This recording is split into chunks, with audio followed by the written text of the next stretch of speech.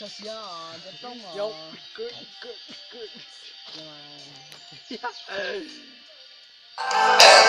ngày hôm qua buồn xót theo mây đi về nơi xa. Trời xanh dòng bao la, anh lê đôi chân mình vừa lang thang, có lẽ em đang yên vui bên nhân tình. Quên đi để anh nhớ, hơi men để anh mơ, nơi đâu để anh giấu một nỗi buồn vào trong thơ.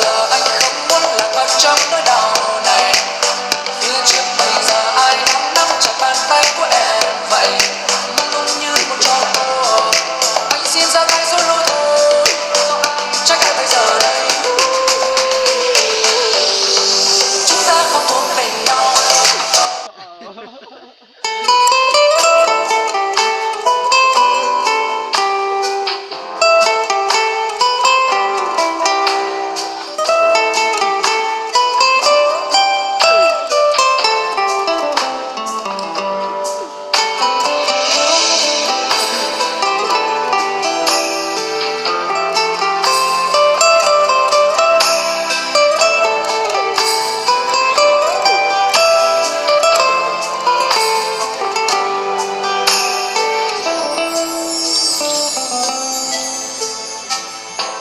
Từ khi em bước ra đi, cõi lòng anh ngập tràn bao giá băng.